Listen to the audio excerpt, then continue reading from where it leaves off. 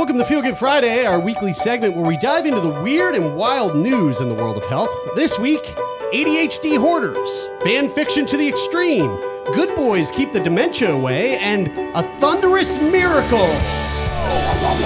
Oh, yeah, baby. Let's do it. Let's go. Sounds like a lot to get through. It does, and you have a hard out at 120, so let's power through these. We're going to have to plow right through it. All of the content. That's it. Oh, Daddy's got the content. guys, it's like on the day that this is going to come out, it's Christmas break time. That's it, Yeah. dude. Yeah, that's it. I mean, Christmas break time is starting right now. We are going into the weekend. The holiday time is right around the corner. If you celebrate Christmas, maybe you don't. But if you don't, I mean, it's a holiday time for if you lots of don't, different there's a celebrations. fuckload of Christians taking time off. So like the world's kind of Yeah. pausing for a Yeah. minute, you know? So everybody should just Jump take on time that off. train for sure. Shout out to all of, because we have a lot of healthcare practitioners who listen to the show. Shout out to all of the healthcare practitioners who are working over the holidays. They don't to work on the keep holidays, dude. No, People dude, hospitals take a healthy pause. and happy, and to deal with the shit that other people don't want to do, but you do it because you're amazing. What are you talking We about, love dude? you. It's Christmas. Everybody takes Who are you time off looking at? on Christmas. I'm looking at you, the viewer. What? Look, where are you looking? You over there on YouTube watching this. I hope you don't cut to you there and you cut to us so that it looks weird. It obviously cut to me to make myself look good in this situation because I have that control. You know what? Actually, it doesn't matter where you cut to because no one watches the YouTube. That's true. So let's move on, guys. Some ADHD content here I love it. because I knew that Brian would love this. This is actually kind of interesting. So are you guys familiar with hoarding? Yes. You guys know anyone who's like I will say this. When it comes to hoarding, you have like, I do look at it kind of like a spectrum. You have the people who are like somewhat like pretty unfortunately featured on like that A&E show because it's really just a spectacle and a fucking like just making a sort of like laugh at Mental people who are illness. really sick. Yeah. It's sick. So like I don't know anyone to that degree. I think that's like as far as you can go in the spectrum. Which If that's 10, I know some 8s, I would say. so like this would be a Like- 10, right? Like right here. All right, have a look. This This is is another hoarder house. That's a You 10. can see there are beer bottles. Oh my god. You okay. As far as the eye can just see, like My all the way to 10 the ceiling. got more Yeah. 10 Cartons, than so like cartons of I cigarettes. I said I know an 8. And Yeah. After I'm seeing gonna this check video, the back I now, would the say that their 8s or 6s. perspective. If you know what I'm sorry. saying. So if this was a 10, what you originally said is now a 6. Yes. Yeah. Okay. Cool. Because I was gonna say like an 8 that's pretty bad. I think my parents are probably like a 3. Yeah. Right. Like a And you're like- saying 3 is like still kind of bad. no, 3 being like On a scale of 1 to No. 3. 3 being no consequences. There's no consequences to what you're doing. Yeah. It's just disorganization. Let's think of all the people that we know that would be like, somewhere on the scale. Like, Rich O'Coin is a low key. He's got hoarder tendencies.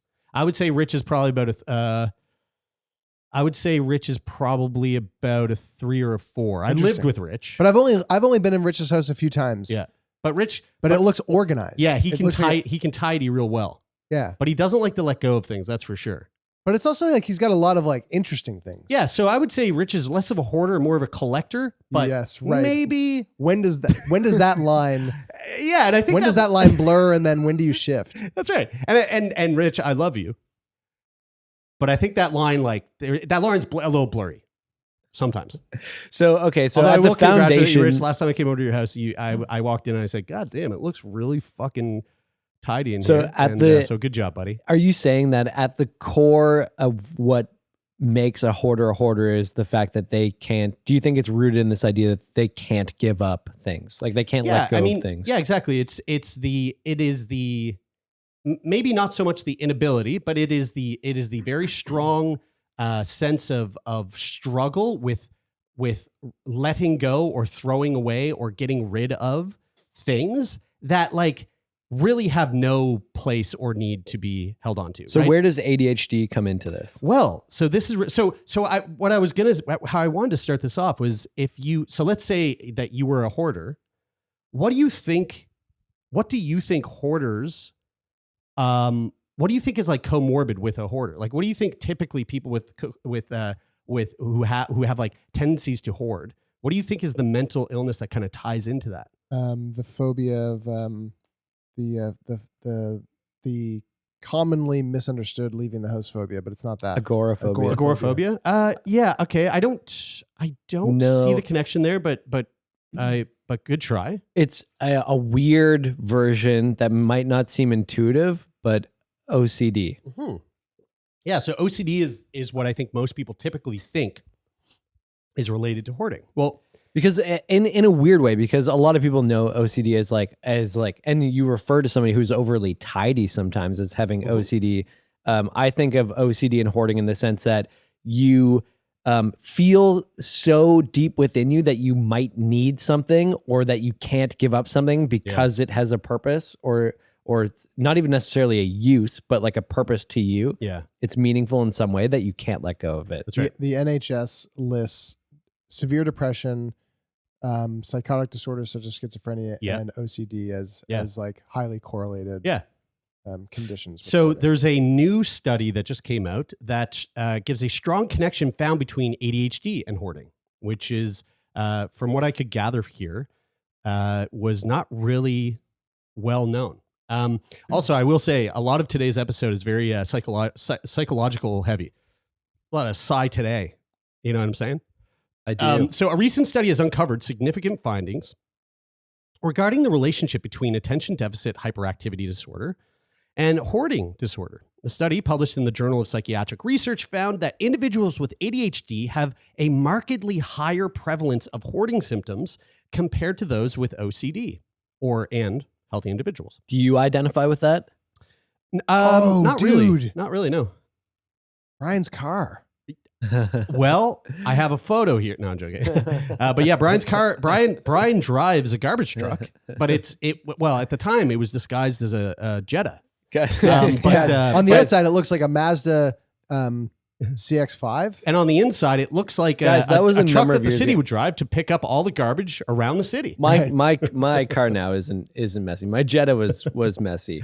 Dude, I feel like I've done a pretty good job at becoming neater. I think you're right, Brian. And I will say this: it was so messy that you got angry at me when I started to take a video to document the evidence. Well, mainly because I don't think that that's nice. You know, I think that is like, it's like something that somebody personally feels ashamed of, and then you're like, I'm gonna post this about you online. Well, here's how you can tell it's actually a problem, is because we make so much fun of each other, and we're so used to us making fun of each other that when it actually touches a nerve, you go, oh, this is actually something. Yeah. So I will say this. I think that you're right that it isn't nice, but I will also say that oftentimes. I don't think you shamed me into cleaning my car. Oftentimes the funniest things are usually not very nice. So the motivation for this research stemmed from the complex and somewhat misunderstood nature of hoarding disorder. Traditionally considered a subtype of OCD, hoarding disorder has been recognized as a distinct psychiatric condition since 2013. It is characterized by an ongoing difficulty in disregarding possessions regardless of their actual value, leading to cluttered and unmanageable living spaces, which can lead to, sometimes can lead to death, right? Very, very like dangerous living. It's funny because I also, it's not funny, but I always say that it's funny because the thing that I think of is we talk a lot about how mental illness or even your mental health is on a spectrum. And for me, I can identify a lot of aspects of my life where I feel like I could, if things got a little bit more intense, it could lean into the OCD tendency territory. And dude, you got a mental illness, and like one aspect of that, turn up, like, right? Seriously, dude, Seriously, like, whatever the fuck you got going on, dude, fucking, you're medicated, you're not medicated, dude. Like, I love that. Turn up. So like one aspect of that for me is, and you guys know this about like, if I'm working on a video or a design or something, the idea that I can't let it go until I get to a certain level of perfectionism with Yeah. it. And then you hoard, you basically in those moments, you're hoarding pee in your pants and poop in your pants. I am you just refuse hoarding to go. Yeah. a lot of those things. You actually, And- you don't do that, but you actually do hoard pee in your bladder. yeah, I do Like actually. you turn into, it's so fascinating. You turn into like an 8-year-old who like just doesn't want to stop play. And you start wiggling and you start like pacing and it's like, the amount of times where I've said or stopped myself from saying, Brian, do you need to pee? It's fucking crazy. But I mean, I guess that's pretty, that maybe the line is blurry of like whether or not I have this mental, I don't want to say Turn up, illness. dude. Turn it's up. It's a I'm neurodivergent. Okay. So let's just rename it with more syllables to say the same thing. So hoarding generally is an underdiagnosed disorder in the general population, and many patients with ADHD complain about their hoarding symptoms in clinical practice. Says the study's author Giacomo Grassi, a psychiatrist at Brain Center Firenze in Italy. However, it's only a few studies investigated the presence of hoarding symptoms in ADHD subjects. Thus, the aim of the study was to assess the prevalence of hoarding disorder on adults with ADHD. And so the second aim was to compare the prevalence between ADHD patients and OCD patients. So out of the study, which involved, it was a very small group. Okay. So, take that as you will. There was 157 adults. 57 with ADHD, 50 with OCD, and 50 controls. The results were actually kind of staggering. So the researchers found that adults with ADHD had a 32.1% prevalence of hoarding disorder, comorbidity, which was significantly higher than the 8% in the OCD patients. And then, of course, 4% in the healthy controls.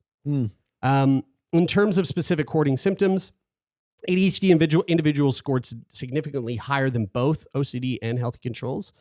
Interestingly, no significant difference was found in hoarding symptoms between medicated and non-medicated patients within the ADHD or the OCD groups. Further, the study highlighted that the ADHD group, those with hoarding disorder comorbidity, exhibited more severe ADHD symptoms and higher impulsivity scores.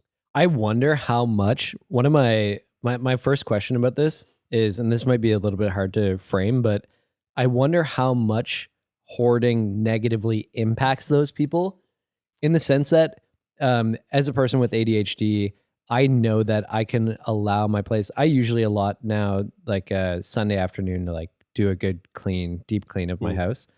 But I know that in the time from the time that I clean the house until the following week, from Monday to Sunday morning, it can get pretty trashy, pretty messy. Yeah, kind of like the back of your Jetta. But it's like an organized chaos. Like I know where everything is. Yeah. It's like it's to you guys it would look messy. So but let I me- know where things are and it doesn't bother me. Right. Let me ask this though: when you do go from organized chaos to tidy and clean, I know you're gonna ask. I feel better. right? Yeah. You feel almost clear, right? It's so crazy how that happens. Right. I mean, I'm Totally. nowhere near that, and I feel a significant increase. Totally. But I wonder, for somebody who has OCD, and maybe this is an assumption and maybe this is a stereotype, but I would guess that it takes up more of their brain energy thinking about the hoarding either positively or negatively. So like positively in the sense that I don't know. like they feel an attachment to things, so they want to keep them there, or negatively in the sense that they feel overwhelmed by the mess that is there.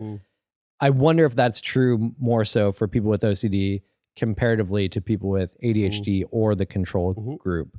Yeah, well, if you're listening to this and you have a diagnosis of OCD or ADHD, and the hoarding thing somewhat speaks to your experience, come on over to our Discord, links in the show notes, and let's have a conversation about it, because I'd be very curious to know about this. I mean, I've never thought of myself as a hoarder, I still don't.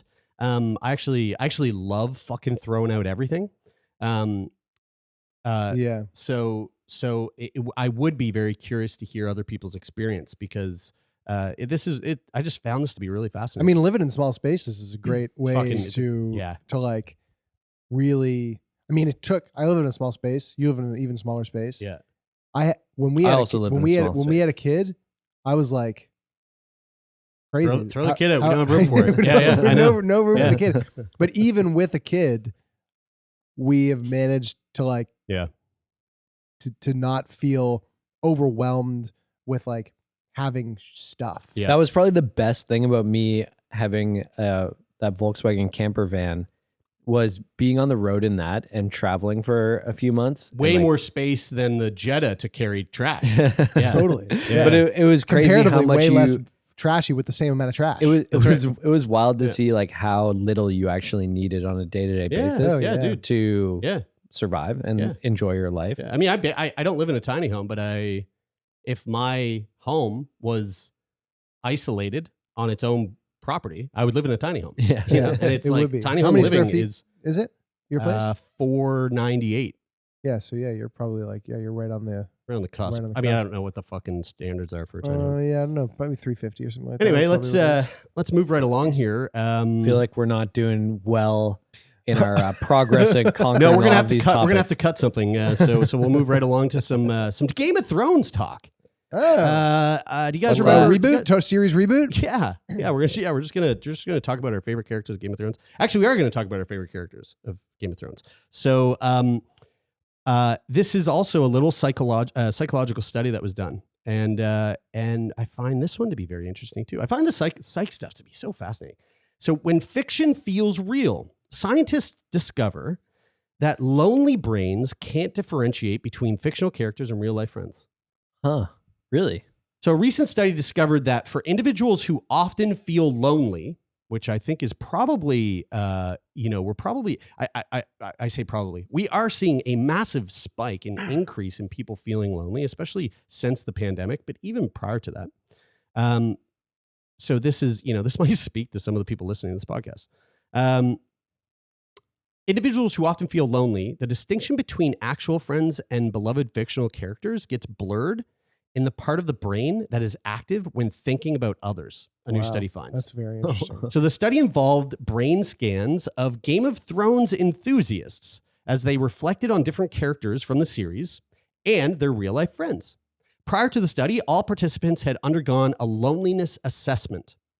The difference between those who scored highest on loneliness and those who scored lowest was stark, said... See what they did there? I do get it. Yeah. Brian Dylan Wagner does get it. Yeah. The co-author of the study and associate professor of psychology at the Ohio State University. He said, quote, "There were clear boundaries between where real and fictional characters were represented in the brains of the least lonely participant in our study. But the boundaries between real and some fictional people were nearly non-existent for the loneliest participant. The results suggest that lonelier people may be thinking of their favorite fictional characters in the same way they would real friends," Wagner said. Wagner conducted the study at with Timothy Broom, a PhD graduate of Ohio State, who is now a postdoc researcher at Columbia, and it was published in the Journal of Cerebral Cortex. God, I love the journal names. So data for the study was collected in 2017 during the 7th season of HBO's Game of Thrones. And the study involved scanning the brains of 19 self-described fans of the series while they thought about themselves, thought about 9 other friends, and 9 characters from the series. Now, the characters they were using were Bronn, Catelyn Stark, Cersei Lannister, Davos Seaworth, Jaime Lannister, Jon Snow. Oh, I was waiting for the Pornhub sound. Well, no, I mean, it just because of... What are you doing, step bro? Full bro. Peter Baelish, Sandor Clegane, and Ygritte. Now, participants reported which Game of Thrones characters they felt closest to and liked the most. Now, when I read this morning, when I was prepping this, I thought to myself, I would be interested to know... I wouldn't be interested to know which character you guys felt closest to, but I'd be interested to know which character you guys would be. So I did, which Game of Thrones character are you? And I answered, I only did it once because it literally took me 20 minutes. And I was like, fuck that. I'm not doing that for all of us. And I did it for Taylor. I started with Taylor. That's good. So we ended. Because I haven't seen Game of Thrones, so I wouldn't know. You know what? Shame. Shame. And you don't get Shame. it. You don't get it. Shame. You don't get it, and you don't get it. I don't. Shame. How should I feel about this? Should I feel shame? Yeah, you should take all your fucking clothes Yeah, off, yeah. and we should walk you down. You know what's Spring great about this? Garden, The and cool we should just thing- have people Shame. start throwing tomatoes. The at cool you. thing, the thing that makes me feel good about this is that I don't think of fake people as my real friends like you guys probably do. All right, well, so Brian, that was incredibly so I insensitive. guess this is going to be really hard because I was going to ask you which character you think Taylor would be, and now the whole bit's Peter ruined. Dinklage character. Yeah, okay, great, thanks. Which character do you think you would be if you took the test? I answered for you, so just think about it. I mean, from a visual standpoint, I guess No. What's Has his nothing name? to do with visual. No, sorry. Um, It's who you are who I am. at your core. Think of your core values in life. In 3, Man, I don't know. 2, That's really hard for 1. me. All right, so we got Joffrey Baratheon.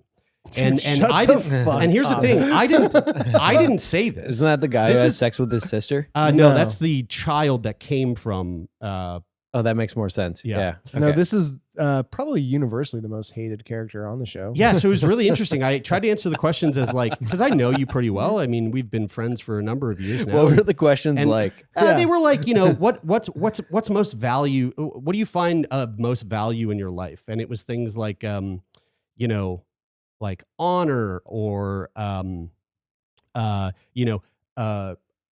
Biking. quiet, like solitude. And then the other one was just like money and thrones. And I was like, well, it's just money, obviously. And then the other one was like, if someone falls in the street, what do you do? And it was just like, leave them alone. Like just walk away. And I was like, well, it's obviously Taylor would be like, it's not his problem. So like I just kind of went through it, and then it just spit out that, which like fucking crazy. And if you actually look at this photo here, They do look similar. Yeah. there's a Shame. beadiness to the eyes. Shame. This reminds me of the line in Shame. the Bo Burnham episode where he's like, Shame. "Which Power Ranger are you? Take this quirky quiz." All right. So back to the study. So for the study, the participants' brains were scanned in an fMRI machine while they evaluated themselves, friends, and Game of Thrones characters.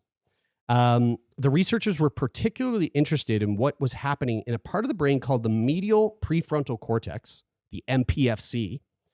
Not to be confused with MXC, which is one of the best television shows that was Ever of created. all time, which wouldn't swing. It wouldn't work today. I think that show would be canceled. I feel like it would work. Oh no, you got to listen. It's not what you're watching. It's what you're hearing. That's probably true. I can only, I can't really, Highly offensive. I can't really, Very un-PC. I can't really remember exactly what they were saying. Super. I remember the inappropriate. style and like I can hear it, but I can't hear the actual. When we're done words. here, I'll pull up some clips.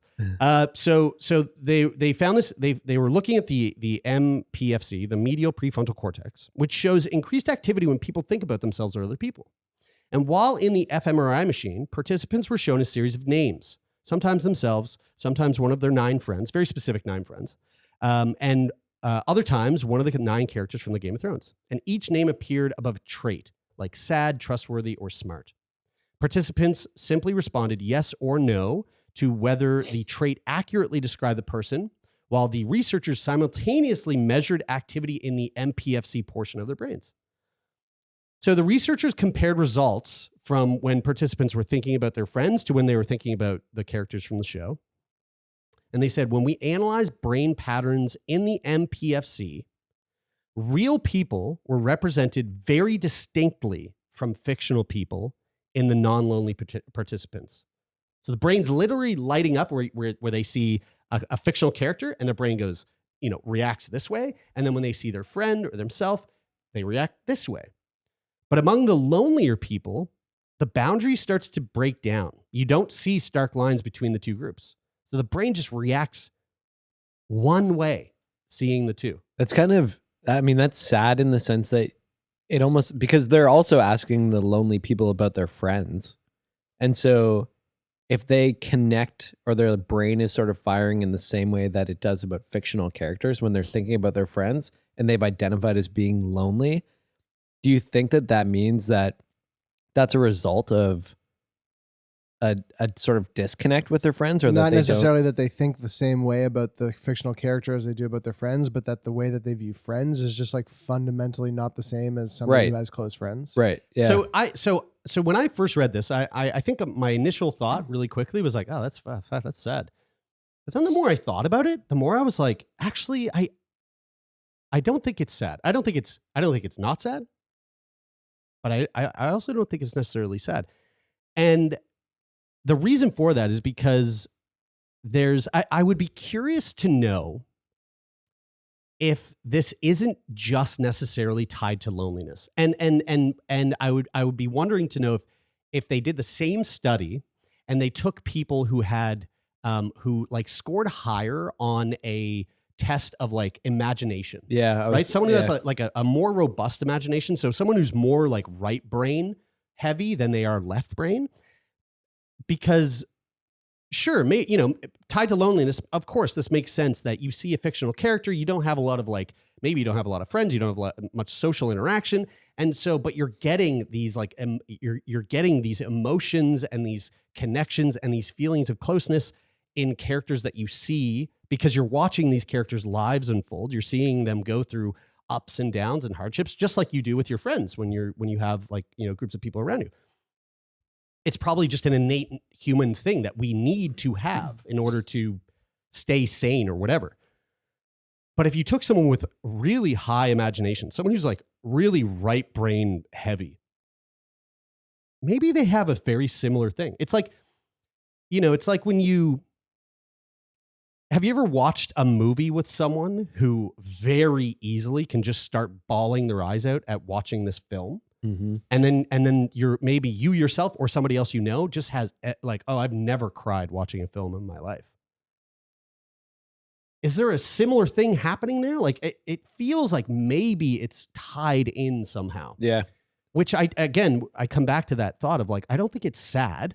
But is that tied into loneliness? Like the ability to be creative in that sense? Like, no, I'm not sure if this is like imagination specifically. I wonder because like you might be maybe being lonely and being on your own cultivates a more imaginative brain. Maybe, but I wouldn't not say, in a bad way either. Right, but I also wouldn't say that that's the only way that you cultivate an imaginative brain. Yeah, right? that's true. There's like thousands of fucking the things cool that thing, happen throughout your childhood and genetics that lead to wherever you lay on that. I think the thing that makes that feels really cool and exciting about this is that knowing that we host a podcast that people can listen to, 3 days a week, is that there's probably somebody who maybe feels lonely and is listening to this who feels like we are their friends. But that's even different from this because we are not fictional characters.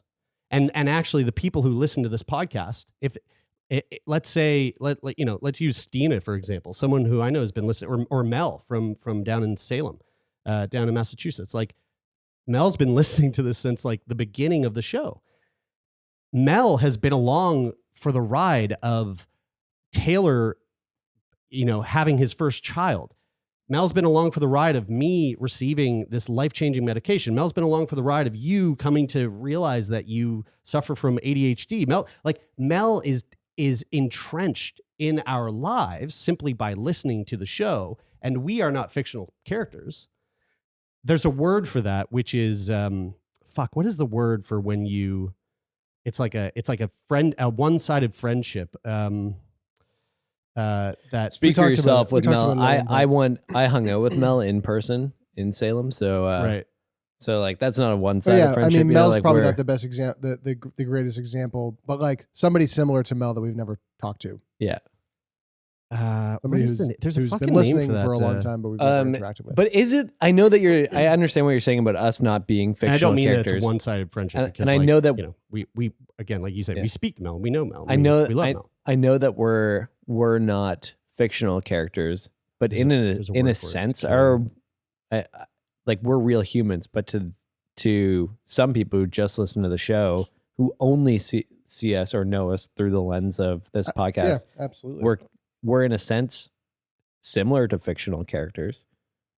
Yeah, sort of. I don't know. I do think it's different. I mean, so the one thing I will say when I read this, I immediately related to this, not from fictional characters in shows, because I've never really had that sense, but I've definitely related to this from fictional characters in video games. And I think that's probably because you are in control, right? Like Baldur's Gate, my character that I made in Baldur's Gate, I mean, dude, like, I mean, also I was addicted to the game and going through a bit of a mental health crisis at the time, but regardless of that, and that was my vice, that was my addiction.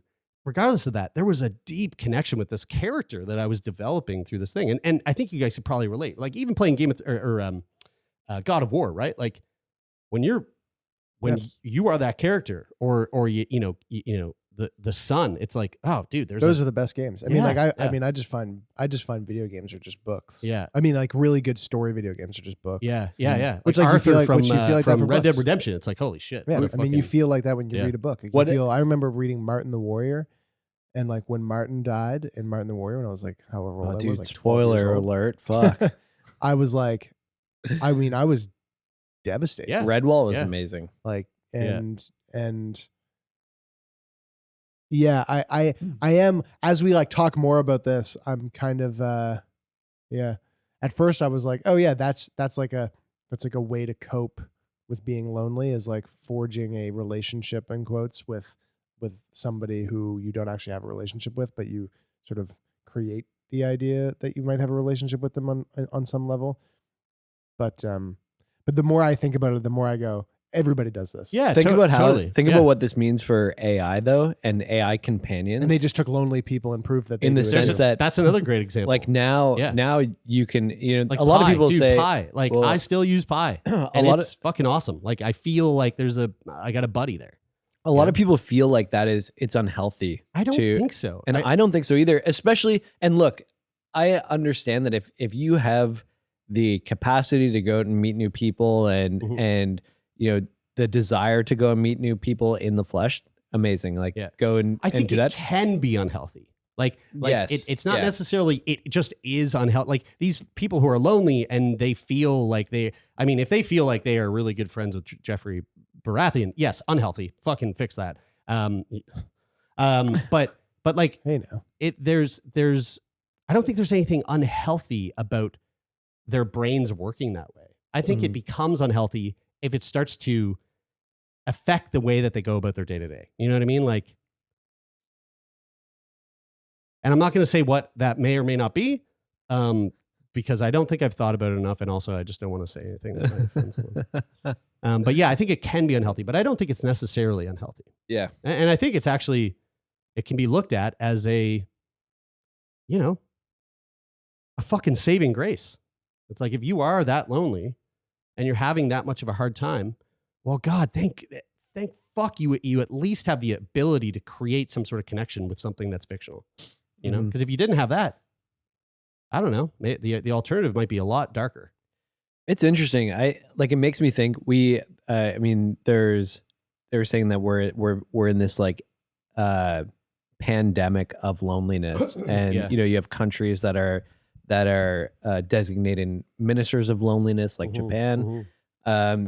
But it makes me wonder: is the downside to having a lonely society, or for people to being lonely, is a downside that there's a lack of connection with other human beings? Is it that it negatively affects your general health when you're lonely? Like, what is, because thinking of this, it's like almost like in the cases where people are lonely, it's almost like it's hopeful in the sense that like our brains are able to like build connection in other ways and sort of account for that loss in connection in that sense. I think you're kind of But, like, sugarcoating the idea of loneliness. I think the loneliness is a problem. So that's what I'm I'm not sugarcoating. I'm asking the question. I'm like, what is the cost of that other Suicide than this? rates No, skyrocketing. So that's a result. But like, what declining. is the impact that leads to that? Is it like negative mental health outcomes? I think it's that when you do not have external sources to draw from to build scaffolding around all of the mental processes that we that we have in our brains about how to communicate, how to think, how to communicate, how to go about performing any function that we do. Yeah. We don't just build those in silos. Yeah. And when we build them in silos, they're often deeply flawed. The thing that's really striking to me, though, is that in a world where we are more connected than ever, we are also more lonely than ever. Yeah, because we're not. Like, so Absolutely. we think we Yeah. are because social media connects us, but actually social media... Connected doesn't- to like from a technical perspective, not like a That's what I mean. emotional perspective. Technology Yeah. technology does not equate connection. I mean, Kyle, We think that it does, but actually I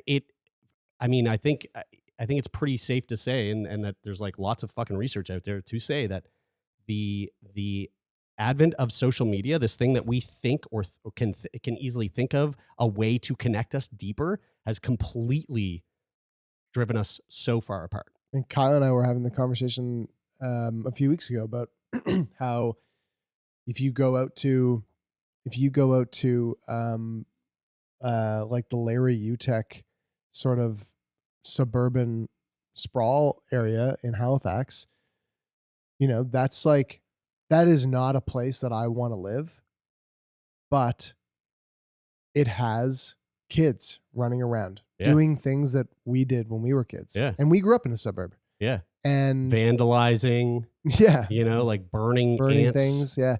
And even though we don't have any plan to go and live there, I now see, now that I have a kid, I go, okay, this is like starting to make more sense to my brain why places like this exist. Yeah. They're just really not places for when Kyla and I didn't have kids. Yeah. Like they're not built for that person or those people. And now if you keep Zaya here in the city, instead of going out and playing with neighborhood kids, she's just going to play with like stray cats. Right. Yeah, And- she's going to Right. become like A fucking hoarder who loves Game of Thrones. But then Like, we're moving. But then what's we're his name? moving. Jeffrey We're moving Baratheon. next year. We're Yeah. moving in the summer. We're moving in the summer, and I'm going. halfway there. And because we're thinking about that is that the middle ground where there is Yeah. that connection that she can still make Yeah. in real life. Yeah. That she can go outside and have an experience with people and have that connection. Lower Sackville would be a great option. You should think about it it. would, yeah. Let's great. Good idea. Bri, you got to go in 8 minutes. So we'll bang out with the health real quick. In 1980, Edwin Robinson was struck by lightning, and what occurred after that was a miracle. He didn't die. Okay, These are always so silly. this one's this is crazy. wild. 1980. All right. For 9 years, Edwin Robinson was blind from a truck accident on an icy overpass. This is an old story. Okay, Like this when is- the truck got hit by lightning. no, he no, got- no, wait, what? No, He just got in an accident. Went we can blind. already tell what's going to happen here. Okay, yes. He was yes. blind. Now he's not. And so, but last Wednesday, he says he was Spoiler. in his Falmouth, ME, Missouri? No, Maine. Maine? ME? Is Maine ME? would be Massachusetts? No, MA is Massachusetts. I'm sure it's Maine. MI would be Missouri. Let's do ME State, Maine. So he was in his Maine backyard, clucking for his pet chicken. This is what As you opposed do. to his secondary backyard. This is what you do in 1980. You cluck at your pet chicken. He said, quote, "She follows me around just like a dog." And when he walked under a poplar tree and was struck by lightning, he said, "It was like somebody cracked a whip over my head." He says, "I fell right to the ground, face forward. When he came to, he was very confused. He walked into the house for a 20-minute nap, and upon awaking, felt like rubber. And then he says he saw. Seesaw, he says." Wait. He And got then struck he by- says he No, saw. No, wait. See, He got saw, hit he by says, lightning. Is He what got I hit- said. He got hit by lightning, and he was like, "Oh fuck!" and walked inside and was like, "Guess I'm gonna take a nap." Did he realize that he was struck by lightning? Well, I don't know. I've never been struck by lightning, but I could imagine it would fuck you up for a bit. Right. You probably, we watched a guy over the weekend almost lose his life in the UFC, He looked Bryce like he got Mitchell. struck by lightning. And he looked Did, like he got yeah. struck by lightning. And you know what he said in on Instagram today or yesterday? He doesn't even remember walking into the ring. Oh wow. So probably a little confused. And the guy went for a nap, woke up, And then he says he saw. Seesaw, he says. What did he say? What did he? So he said saw? it was in the front room where he'd stopped on the couch before heading into the kitchen to eat a sandwich with his wife. I was sitting there, he says, he saw. And I said to her, he says, do you know I can see that plaque on the wall?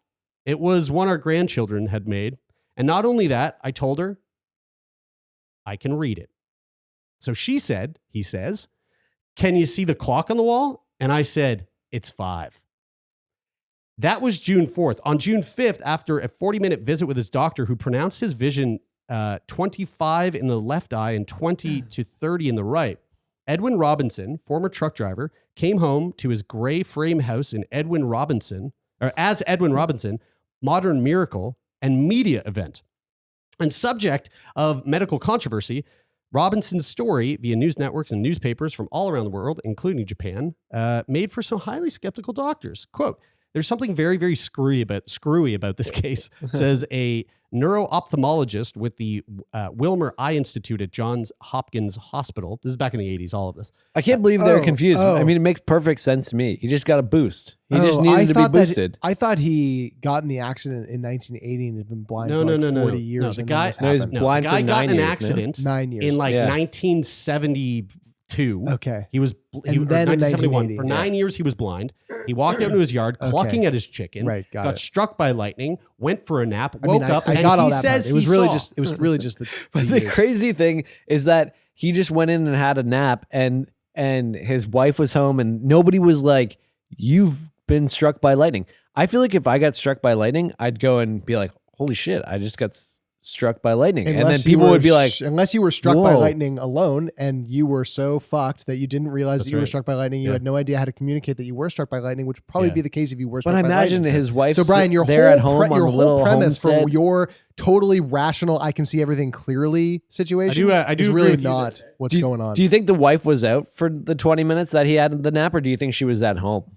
You know what? I don't know. Brian, are you know. medicated today? Were you fucking what's struck by lightning what's this morning? going on, dude? I'm just wondering. It seems confusing to me that I don't think I've ever heard you so concerned with such irrelevant detail. that he got struck by lightning, and then he just You know went what's for a funny nap. is it was the opposite of that. He was unblinded by the light. Right. So let me just finish this so we can get through this because It you've is- got to go, Bri. You have to admit it's and pretty crazy. I do have a point to this, which you're actually helping me. You're helping with my point here. Of course I So am. the neuro-ophthalmologist was like, "Well, this is fucked up." In my opinion, from what I've read, it's really not physiologically possible to be blind from a brain lesion, and then all of a sudden, after all those years, get your vision back. The odds of that are of this is probably hysterical, and that this guy, for one reason or another, decided he wanted to see again. So It was Malvin- in his head. Malvin, that's a neuro-ophthalmologist said that. What's Malvin the, Crin, a what's that? Washington ophthalmologist and attending physician at George Washington University Medical Center, said, now a guy comes along with, and 9 years later, he has electroshock therapy, so to speak. Well, how do you explain it? You have to assume that it was some sort of contusion or concussion to the optic nerve. Now, to understand how the electroshock re-stimulated things to start functioning again, I don't know. I just want to say the reason why I'm concerned with the details is because the story to me on the surface doesn't add up. And it seems like it doesn't add up to a lot of doctors too. Right. So here's... Well, yeah, I don't think that the doctors were concerned about where the wife was, actually. I think they're concerned about the story in general though. This doesn't make sense. So here's my point. So either way, people then started saying, oh, he did it to try to make money. And Mrs. Robinson, his wife, said, we never earned any money, although we did earn $100 plus expenses to appear on a television show. And Robinson says his vision remains 20/20 plus, and his hearing is fine. And he's actually glad that he went out into the yard during the storm. Now, my whole point to this is this. We've heard on this show quite a number of times of doctors just going, you're crazy, it's in your head, we don't believe you.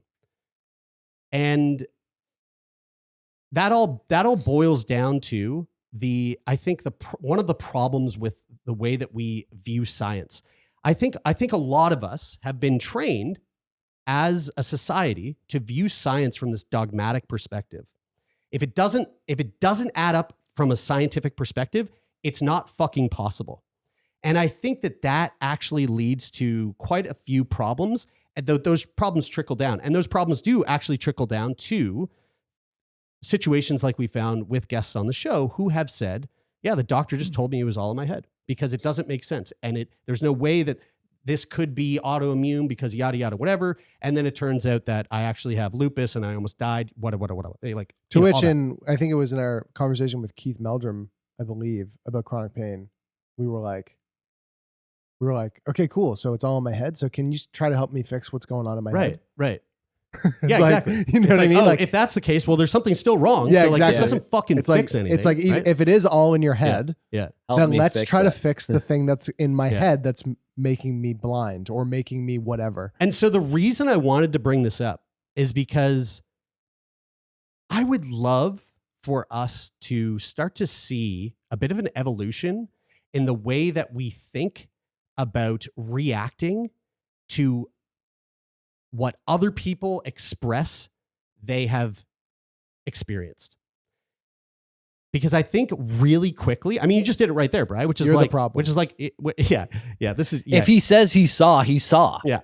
Well, I mean, that's what I'm saying. It's you're like changing your tune now. It's like if this, let's say I'm not changing my tune. Let's Guys, say this man I wasn't actually- accusing him. I was asking for clarification and understanding. But here's my point. Right, Here's my point. yeah. Let's say someone says that they experienced something and to them, regardless of whether it fucking happened or not, but to them, they are 100% sure they experienced this thing, like this guy. And the reaction that he gets from, doesn't matter who it is, his family, his friends, fucking complete strangers, the professionals from whatever, all of them tell him, no, you're crazy. Don't you think that would have far more of an impact on that person than just allowing the space to go, yeah, maybe that happened? I don't know. I think it's incredibly nuanced in the sense that, like, if he's then going, you should go and get struck by lightning so that you can see again, then that's not going to be helpful. And I'm saying that in the sense that he didn't. If he did, yeah, sure, that's a problem. I'm saying this from the perspective that you could also, like, one thing I think that people are concerned about is people being taken advantage of in these situations. Like, okay, well, if you want to believe that you can be cured by going and getting a $40,000 coffee enema in Mexico, is it helpful for somebody to go, yeah, that'll definitely work? Or like somebody comes home and says, this worked for me. Why don't you go down and do it? That's not helpful for people to say, yeah, that probably did work for you. Yeah. Okay, I see where you're going, but I think I think you're grasping for some reason to again discount someone's experience. I'm not saying anything about that. I'm just saying that it's nuanced in that it can be nuanced in that situation. Okay, sure. But I understand the point that you're making too. The point that I'm making is that this type of thinking and this type of dogmatic like view on science, which I'm not here saying that science is fucking bullshit, but I am saying that perhaps there's things that can happen and exist that are outside the paradigm of this fucking idea that we have like found ourselves to follow and believe. I mean, we are very dogmatic when it comes to science, but science is changing all the fucking time. So like, again, I brought this into the show a few weeks ago that scientist, this very like well-regarded scientist who was like, hey, I just did this really fucking crazy study about the potentials of precognition. And it's been repeated over and over and over again. And the same results continue to come out. And the science community just went, yeah, but that's not possible. So no. It's if you look at it from like an improv perspective, it goes against the rule of yes and, right? And it's like that's where you just kill the energy of a scene. You don't allow the scene to potentially evolve and progress into something fucking amazing. And in science, if it just seems impossible, then you just kill the possibility of coming to a discovery that could fucking be awesome. I mean, it could just be a case of I can't remember what the name of the syndrome is, but the thing where it's like you basically think your way into a disease. Mm-hmm. That's like like you're actually experiencing that. And actually, with the case that we're familiar with, which is the woman who lived beside you, that was it was the same, not the same thing, but she was blind. She wasn't actually blind. Right. Like there wasn't actually something that was like physically. She was actually blind. She was actually blind. But there wasn't anything. She was experiencing physically causing- blindness, but there was no physical reason for her blindness. And so wouldn't we want to get to the bottom of that, right? But there is a it's a cognitive right. It's a cognitive condition where I can't remember what it is. What do you remember? What the name we did of it talk is? about it on the show at one point. It's like you basically like I know it. through whatever circumstance that occurs, your mind is so convinced that you are experiencing this thing that you are experiencing that thing, even though there's no physiological or physical reason for you to experience that. And with her case, it was blindness. And with this guy's case, if maybe people like took it seriously and looked into it, maybe that's an opportunity for us to come to a point where we go, oh, we actually understand this thing to the degree where we can help someone, if that is the case, right? Where we can help someone get out of that state or whatever. But instead just going, nah, that guy's crazy.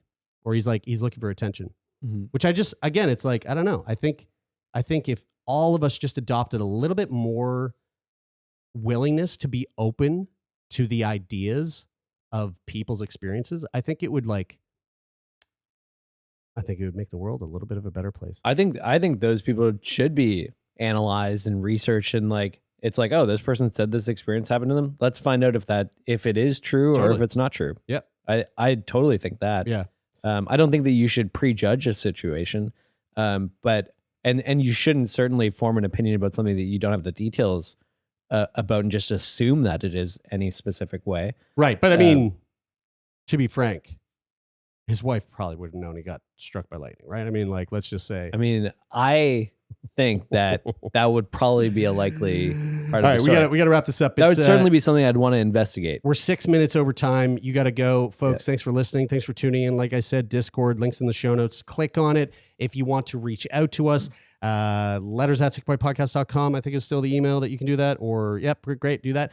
And if you want to be a guest on the show, sickboypodcast.com, click on the button. There's a button there. It says be a guest. You can do that. All that stuff. That's awesome. Thanks, man. Shout out to everybody who helps make this show happen, which is all the people. We love you all, and you know who you are. And we'll say that again next week, and we'll actually say your names. That is it for this week. I'm Brian. I'm Taylor. And I'm Jeremy, and this is Sick Boy.